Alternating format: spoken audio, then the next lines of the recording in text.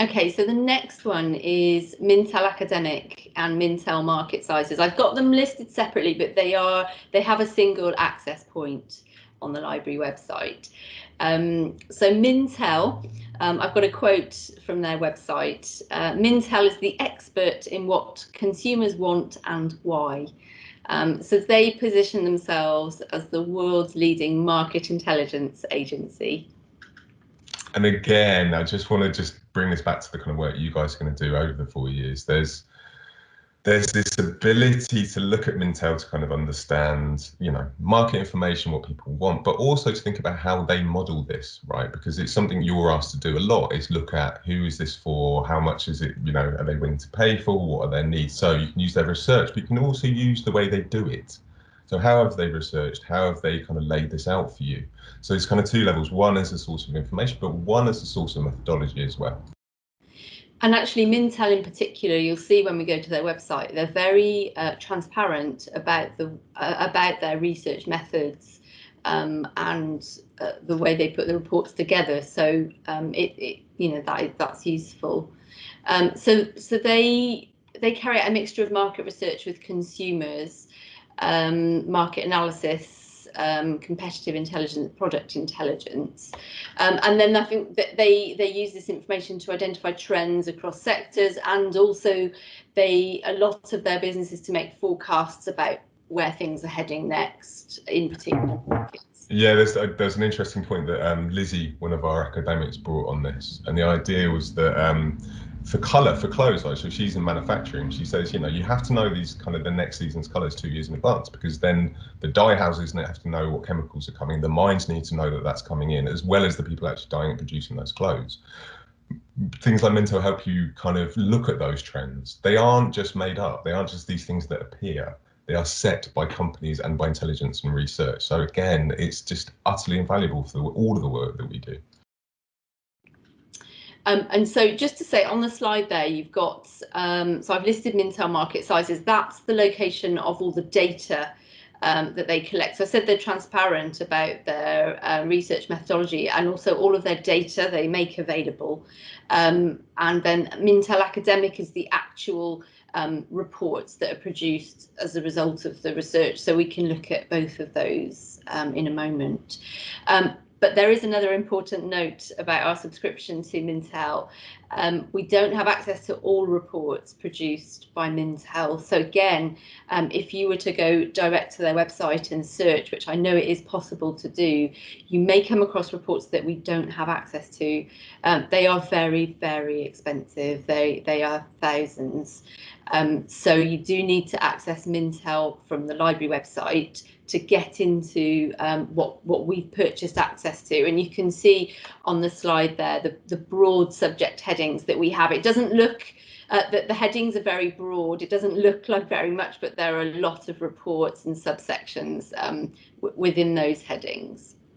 So much. And again, I think that says something. You know, these reports cost thousands because they're worth thousands to companies. You have access to a lot of this. I mean, I know every single academic or industry person that's come to work with us has suddenly gone, you've just got access to Mintel, like you just have access, or you just have access to N. And again, this is multiplied across every single discipline that you have access to, from Digimaps to Mintel. Making the most of these things is so important. I'm just going to keep on re-emphasizing how lucky we are to have this. Absolutely. Yeah, definitely. Okay, so the next database we'll look at is Mintel. From the same page, we'll just go down and find it. Here it is, Mintel Academic and Market Sizes. So we'll just link to that. It's got a very simple search screen. One thing to say about Mintel is that it does, you do always have to agree to Mintel's academic access. So that every time you log into it, you need to do that. So I'll just.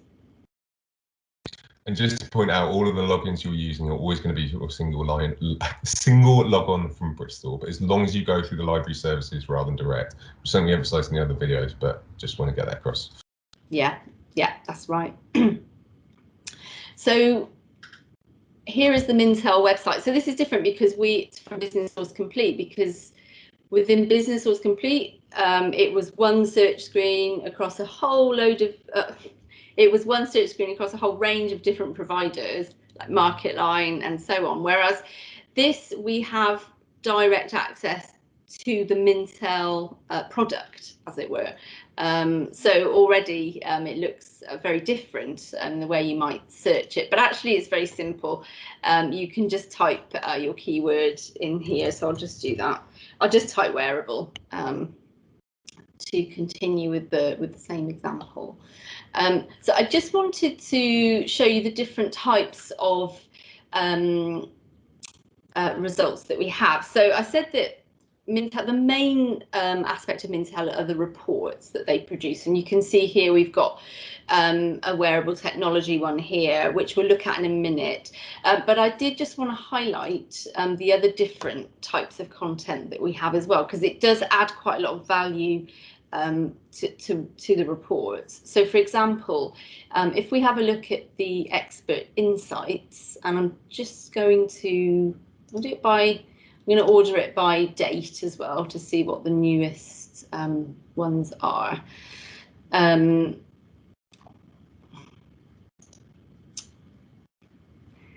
accidentally clicked on something. That's all right, we all do that. Yeah. It's actually quite good to see, to be honest. Yeah, it's just the page was loading. So expert insights, let's sort it by date. That's too clicky with the mouse. Too much clicking. Okay, so here we go. Just to show you really. So let's just go into this one, for example.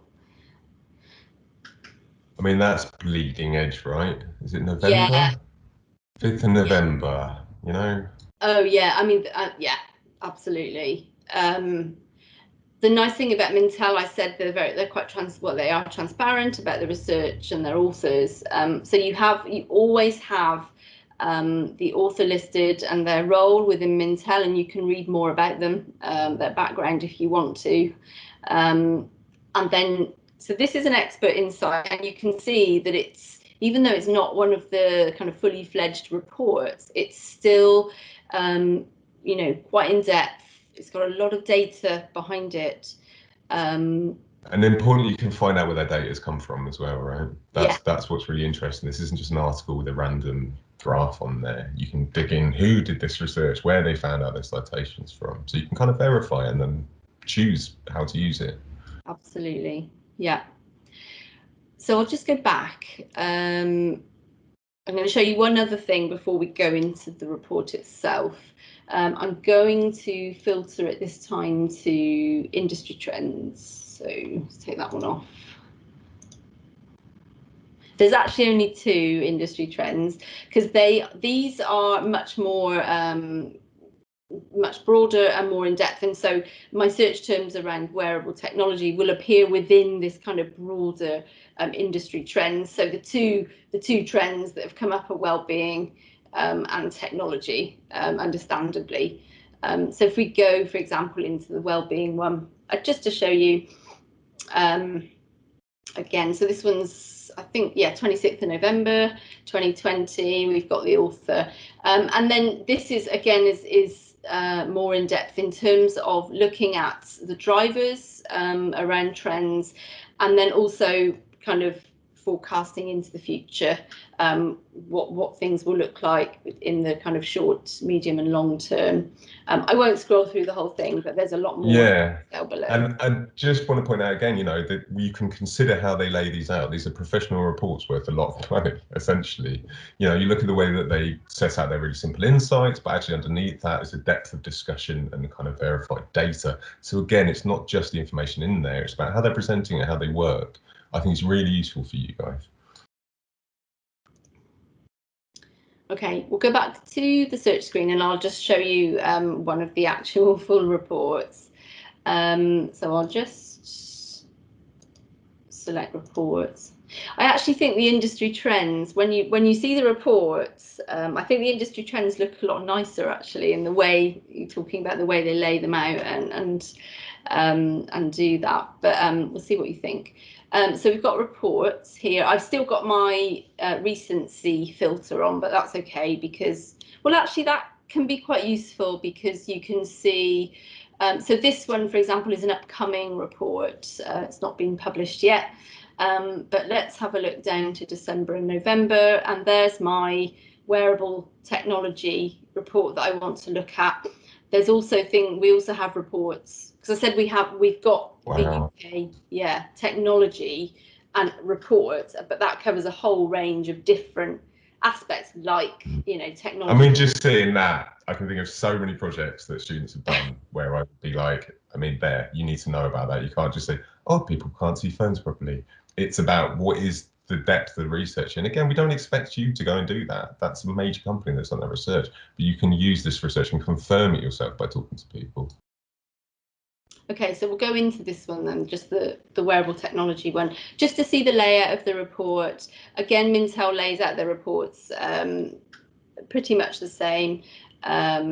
So they have these sections, they have overview. We also have the data book, which we can look at in a moment. But the actual report is here. So it always includes the overview. You've got information on the market, and each of these is a clickable link that takes you into full details about that. So and we literally ask you to cover some of those, and some of you are just, you know, particularly in dissertation projects, we're like, where is the market split? Where is this? Again, you can verify this and do this. You don't have to do your own, you know, surveys with 20 people. You've got incredibly in-depth and rich data to use. Yeah, I'd say Mintel is perfect for that. And the consumer section is always a large section as well. And obviously these are all clickable. So ownership of wearable technology, for example, just to show you, that takes you into that section of the report with the data and so on. So if we go back to the top, I'll just briefly show you the data book. You have the data book at the top of the screen because they've made it interactive, but you also have a link down here to data sources and again to the data book, so that takes you to the same place. So if we click on go to data book, we're coming out of the Mintel reports website, and we're going into the data side. So for that reason, we have to just click on here. Don't click login. Just continue without logging in. It doesn't sound right, but what that means is that you're not having to create your own individual account. It will still take you in to the University of Bristol's access, but without having that individual login, if that makes sense. Yeah, and really useful to know, because it's one of those things that you go for and you go, well, I did log in, but then I can't double log in. Really useful. Okay, so there we go. So I continued without logging in, but it still brought me through to the Bristol access. And actually, you can always check that in the web address at the top. If it's got Bris in it, then you know you're in our access, our subscription, and that's true for all resources, not just these. Okay, so here's the data book. I mean, there's a lot there. We don't need to go through it all necessarily, but I just wanted to highlight it to you. So this is all the data they've used to form the report. And if you click on the top one, for example, ask some internet users, if you click on that, it will then give you precisely the survey that they did to find that information out, and the number of users, and so on. So you can kind of really get into the source of the data. Yeah, and again, just to be really clear, so, you know, if you an economist, which we have, you know, and you're able to kind of manipulate those figures, you're going to use, my brain's completely gone, I don't know, you're going to use some kind of, you know, sophisticated statistical analysis. You've got data sets to pull on. I know that isn't just limited to economists, it could be theatre makers as well, but this just gives you, again, this unbelievably rich data that's incredibly valuable, and you paid for normally, but because you're part of this university, you've got access to. I can't emphasise this enough, how useful this information is.